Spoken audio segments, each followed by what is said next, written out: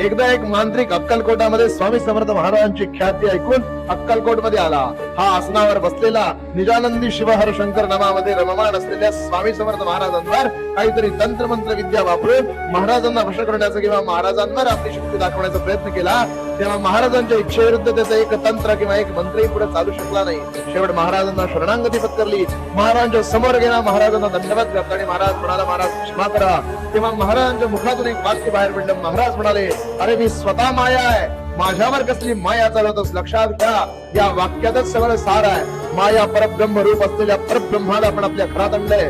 माया परब्रह्म रूप असलेल्या आपल्या भगवंताला आपण गुरु मानलंय. तो भगवंत तुमच्यावर कसल्याही बाधा, कसल्याही विनाशकारी वृत्तीला, कसल्याही विनाशकारी प्रवृत्तीला तुमच्या जवळही फिरकू देणार नाही. म्हणजे नाही, एकदा स्वामी महाराजांना शरण गेला की आयुष्यामध्ये कसल्याही असल्या फातुरमात्र गोष्टींना घाबरायचं कारण नाही. श्री स्वामी समर्थ. जय स्वामी समर्थ.